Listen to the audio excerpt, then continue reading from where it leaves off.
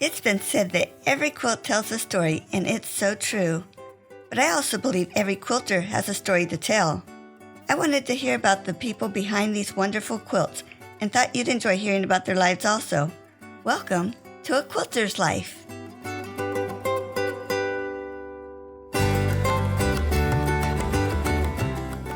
Beth Minnick is such an encourager. She tells about encouraging youth, but she also was very encouraging to me as we did this interview. She can find the beauty in projects that others would overlook. I loved her statement, "The less you have, the more creative you have to be."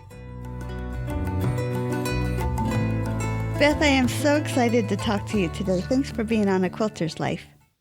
Well, thank you, Paula, for inviting me for this interview. Tell me about where you were born and raised. I was born and raised in Noblesville, Indiana. It was a small town at the time.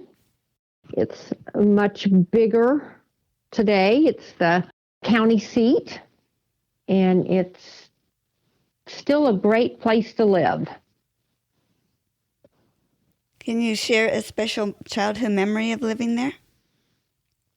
Probably my best memories would be my mother bought my sisters and I Schwinn bikes when we were fairly young, and it kind of gave us the freedom to get out and explore and ride, and those were the days that kids could be out until the street lights came on and your parents didn't have to worry about you. And I guess I would have to say that's probably some of my fondest memories. And we lived a couple blocks from downtown, and we'd ride our bikes downtown, and so those probably were some of the best memories for me growing up here. Neat. Let's talk about your employment. I was an interior decorator. I realized at a very young age that I had a great love for beautiful furnishings, and my mother encouraged me along those lines.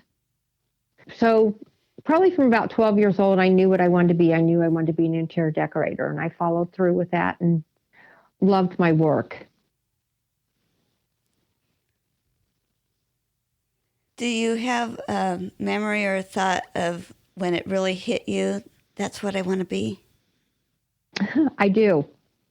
My mother came home from work, and I told her we needed new curtains in the living room. And I had changed the living room around. And she asked me what I had in mind for curtains, and I told her, so we went and bought them. And when we got done, my mother said, "You just have such a knack and such an eye for decorating." And that's when it hit me. That's when I really realized that's what I wanted to be. What a blessing for your mom to do that. Yes, it really was. We used to go to the decorator show homes. Oh, fun.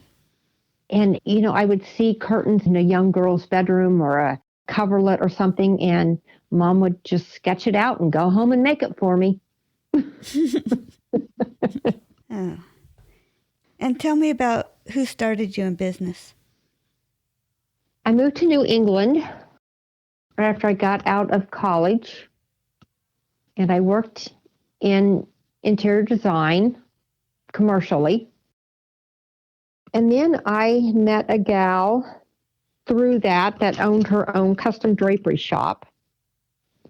And we became friends, and she asked me if I would like to come to work for her. And I was so intrigued with her because she did not use a pattern for anything. Oh, wow. So I went to work for her, and that is how she taught me to make window treatments, bedding. Everything she taught me to make was without a pattern. Wow. And how long did you have your company? I had my own business for about 27 years. Wow. And then you retired from that. Was it hard to let that go? It was. It was a job that never felt like a job, because I enjoyed it so much. It just was so wonderful to be able to go into someone's home and design a window treatment, go back and make it, go back and install it.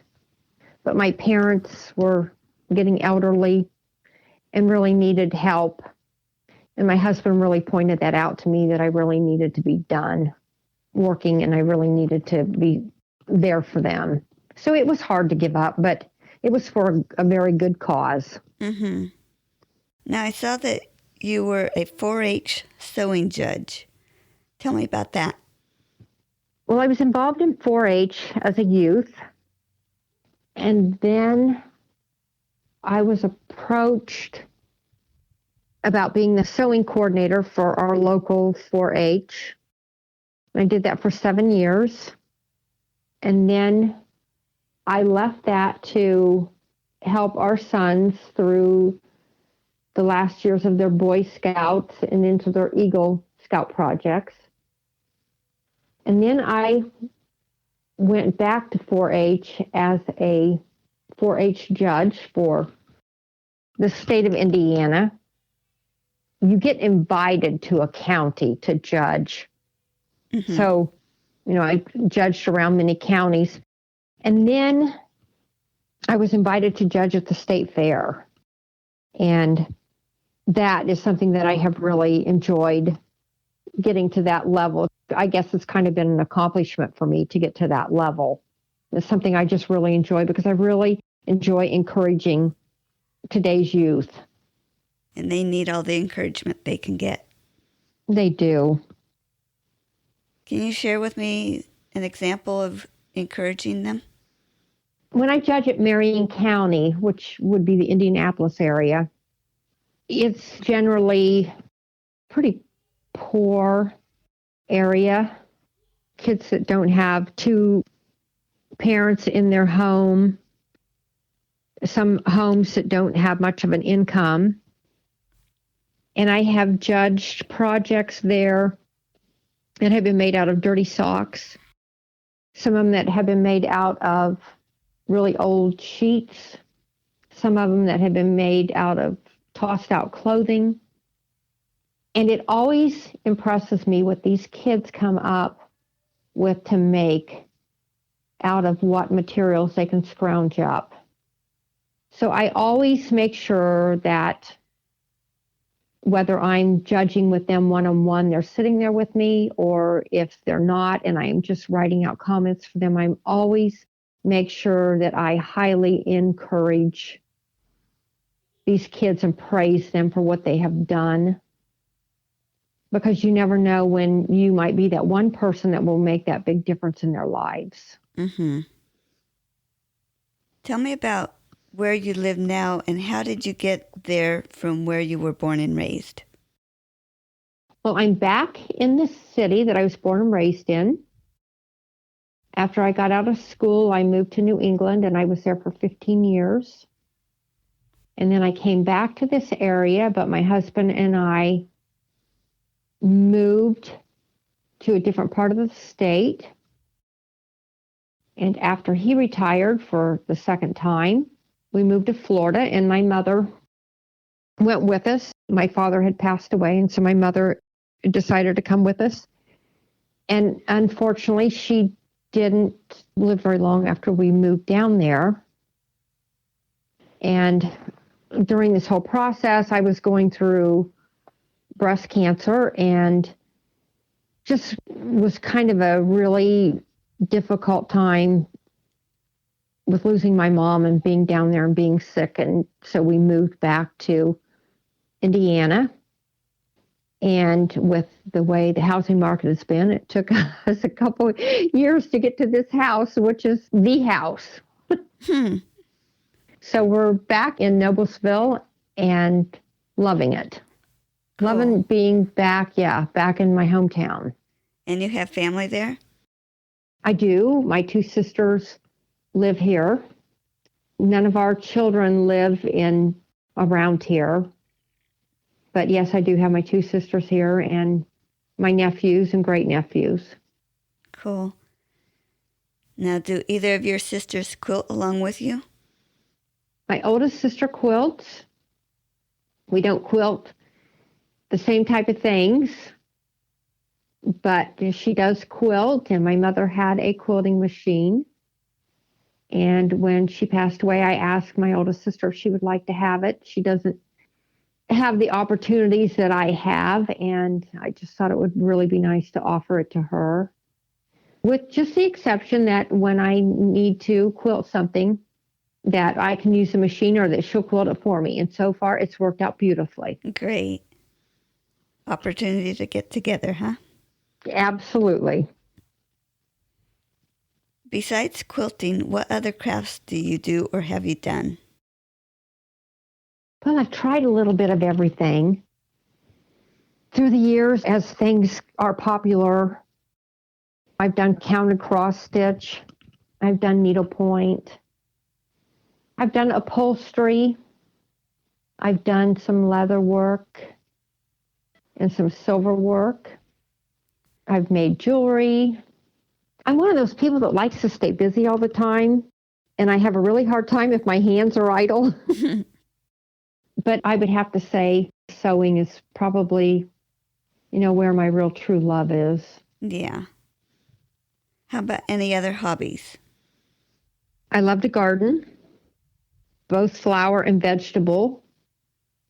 And this home that we now are in has afforded us both. So I'm really excited about that. So last year we had our first garden for the first time in a long, long time. Oh, wow. Yes. You must be so excited to be in that house. I am. And it had shrubbery that had been here since day one, and we have ripped it all out and put in beautiful flower beds, and I'm really anxious and excited for spring. Oh, that is so cool. Who introduced you to quilting? My mother had a huge impact on me. After she retired, she really just jumped into quilting. But I lived 1,000 miles away. So if I was at home, I would see what she'd been working on. She was really good about always sending me pictures. But while I was out there in New England during that time, I took a quilting class. And in that class, I made a sample quilt so that we could get some experience working with a lot of different techniques. So that's where it started for me. Oh, neat. Can you tell me a couple of the different blocks that you had in that sample quilt? The one that probably sticks out in my mind the most is orange peel because it was so hard at the time. Huh. I don't recognize that name. That was probably around 1983. Uh-huh.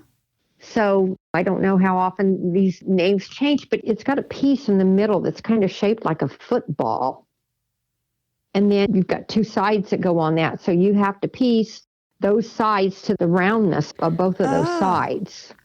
Yeah, and it was called orange peel. And so if you think about like peeling an orange, what I'm calling a football was kind of like an orange peel. Yeah. Oh, neat. That does sound hard. It was hard. I haven't done one since. Describe your favorite quilt pattern or a quilt that you have made. My favorite quilt that I have made, and I still absolutely love the pattern and admire any of them that I see, would be the Lone Star. Mm-hmm. I started this quilt in the late 80s, and life kind of got in the way, took some crazy turns for me, and I put it down, and I would pick it up about once a year and work on it for about a day. I was hand piecing the star until about 10 years ago, we had a really bad storm over a weekend, an ice and snowstorm, and I brought my sewing machine and sewing table upstairs, and there wasn't much we could do except sit in front of the fire with the TV going, but I sat there and I sewed on that quilt, and over the next 2 or 3 days, I got the border put on it. And my husband and I were getting ready to go to Naples, Florida in a few weeks to enjoy some warmer weather. And my mother said, bring it over and I will quilt it for you on my machine while you're gone. If you think back to what the 80s were, it was the dark green, the dark reds, kind of the country prints. Yeah. Ivories with little red hearts in them. So I had her quilt the star itself, and then my border, I used the same fabrics. The border is all diamonds. But I had her quilt all the colored part of it in red thread. And then all the background of the quilt was all in white. And I asked her to quilt that in white. And it really came out really beautiful, just really unique. So that quilt took 25 years to make. And my husband was just absolutely crazy about it. So we had an anniversary coming up. So I said, okay, honey, here's your anniversary gift. And that's maybe one of only 3 of my quilts that I've ever made that I still have. Yeah. Isn't it amazing how many we can make and don't have? It is, but I guess I've never been one that wanted to hang on to them. Mm-hmm. You know, I enjoy making them and giving them away. I probably have more that my mother made than what I have of my own that I've made. Wow. How about a favorite color to work with? I don't have a favorite color palette. I would have to say right now where I'm at, I love a one color quilt with white, you know, regardless if that might be black and white or if it might be red and white or blue and white. But I can't really say I have anything that's a favorite. I guess from being an interior decorator, I love color, and I have never really felt like I really got stuck into one color. Yeah. As a young kid, I got to go to a tour of the White House, and one thing that struck me was they had the different rooms. As we walked through, they were like, this is the red room, and this is, and I can't even remember what colors they were, but it was like, oh, cool, it's not the same. This is a whole different theme. I love that left an impact on you, that you noticed that. I mean, I think there would probably be a lot of people that went through there that never really were even impacted by that. I always figured it was because I was little. That's the makings of a great mind. But it's hard to pick a favorite color sometimes. Yes, it is. You know what my comfort zones are in my house, but to have a favorite color, you know, or a color that I go to more often than not, I would say I really don't. Mm-hmm. Tell me about a favorite tool. My eyes. I think the ability to see something in my head before I can put it down on paper or lay it out in fabrics. I think I would have to say my eyes. And my mother always said, the less you have, the more creative you have to be. And I truly believe that. I don't have a stash of fabric. I have very little fabric. But when I want to make something, I go to what I have. And that's what I use. So does that include being able to see the colors and the different fabrics and be able to coordinate them well? Yes. Yes. And, you know, there again, I think that kind of goes back to what led me into being an interior decorator. Just love of color, love of fabrics, putting things together. And I think, you know, I kind of am the same way at quilting. I just look at what I have and figure out what I can come up with. Mm-hmm. I'm not saying I don't ever buy fabric, but if I buy fabric, it's going to be just the amount that I need for that fabric and that quilt. Yeah. So what is your favorite part of the quilting process? I guess probably picking out the pattern and then picking out what I'm going to use for fabric. Mm-hmm. But probably my favorite part would be seeing the end product. Oh, cool. I think that would probably be my favorite part. And usually when I make a quilt and I sit down to make it, other than that 25-year one, I usually get them put together pretty quickly. Oh, do you? Mm-hmm. And I think it's because I do have somebody in mind that it's going to be a gift for, Mm-hmm. that I usually don't linger with it. Yeah. Mm-hmm. I don't have a lot of UFOs around. I try to finish that before starting the next one. My mother did not allow us to have unfinished projects. And that has stuck with me all these years. So, no, I don't have them either. Okay, for my fun question, what was your worst quilting experience? I made a quilt. My mother gave me about a dozen little blocks, maybe like about a 6x6 inch blocks that she picked up at an antique shop. And to me, they really had a Mexican flair. So I picked out colors that were in these blocks, and they're red, a nice bright blue, and an orange. So I incorporated those blocks and made this quilt with fabrics in those colors. And when I got it done, it's one of those quilts that people either love or people hate. And I absolutely love it. My mother absolutely loved it. So that's really all I needed was my mom to love it. But most people hate the quilt.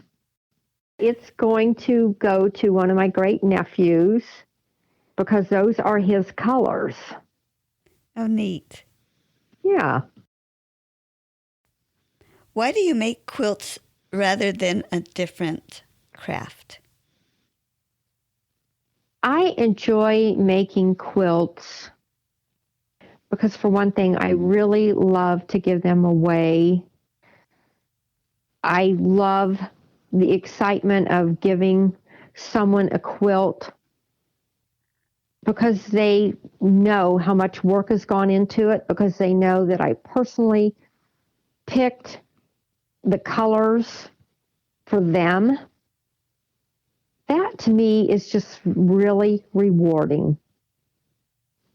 I know whenever my mother would give me a quilt as a gift, it was something I just really, really cherished. To this day, I still do. You know, I can pull out a quilt that she made. This kind of makes me emotional. Mm-hmm. And just see her sitting there, stitching away all the work and love she put into those quilts. And I think that people that you give them to usually feel that. Yeah. So that's why it's one of my first choices of things that I enjoy doing. Are you working on something right now?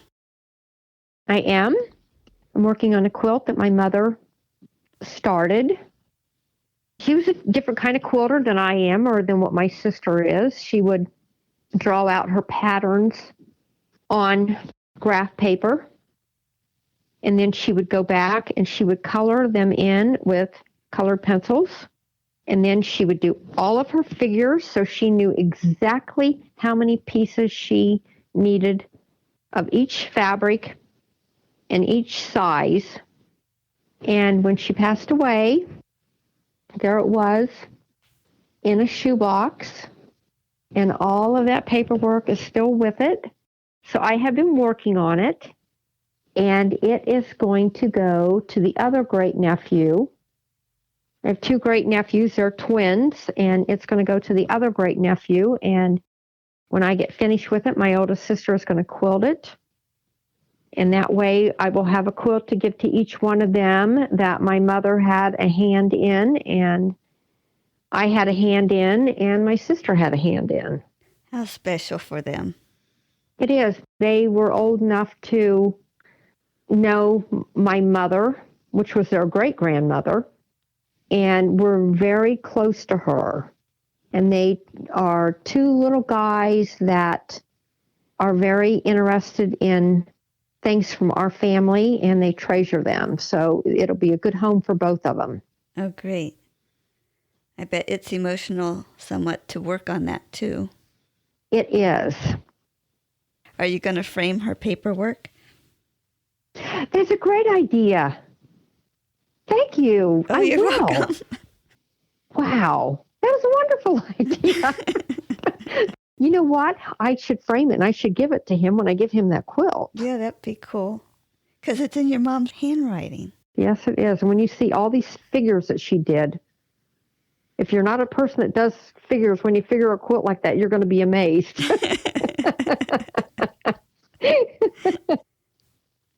Describe your sewing area.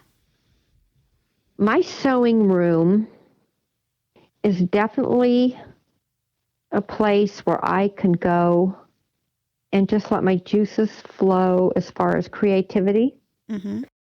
I have a lot of smaller wall hangings that my mother made and a couple lap quilts that she made hanging on the wall. Makes me feel close to my mom. They give me a lot of inspiration. And I also have pictures that my mother drew as a young girl. She was quite the artist. I have a lot of those pictures hanging in there. Oh, wow. And I have a wonderful old office desk that was left in our garage when we moved here that has the door on the right-hand side that opens up, and it has the shelf that pulls up that would have held a typewriter. Mm-hmm. And my home sewing machine fits perfectly on that, so it goes down in there and can be stored away. And it's a huge desk, so I have a huge top on it. And then I just kept my industrial sewing machine from when I worked. I got rid of the rest of my industrial machines, but I did keep that one. And that's in there. And I have an antique spool chest in there. And I have a little table that I can pull over to the end of my desk for when one of my good friends, that's been a friend since we were young, can come over and set her sewing machine up there and quilt. We try every other month to go back and forth to each other's house and spend a day quilting together. And that's kind of an inspiration too, because if you're kind of in a slump, it's always good when you have somebody else there that's quilting that you can talk to, and makes the day go fast and you get a lot accomplished. Yeah. What a special friendship. It is. It is. Yeah, we've been friends about, gosh, I hate to say this, probably 48 years. Mm-hmm.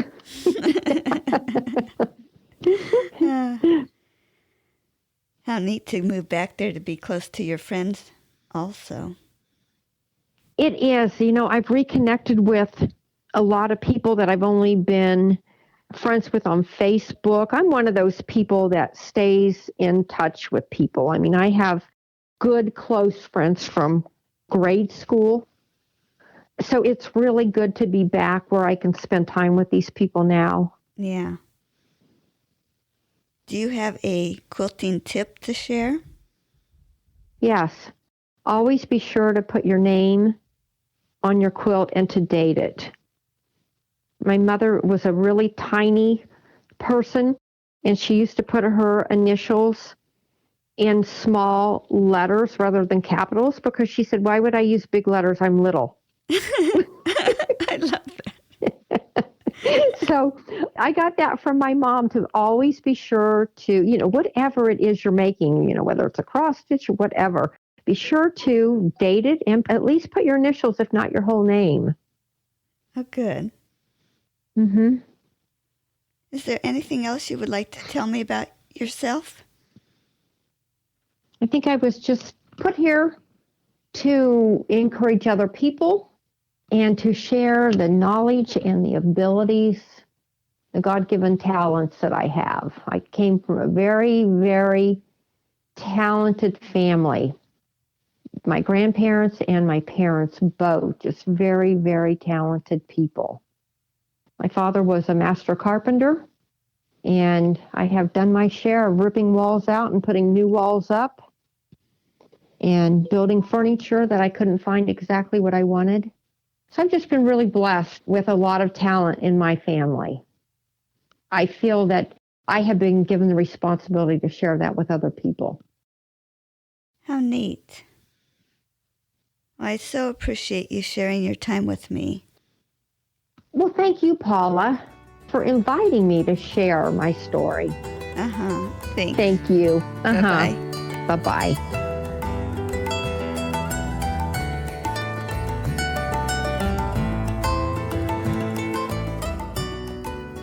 I'm so glad you joined me for this episode of A Quilter's Life.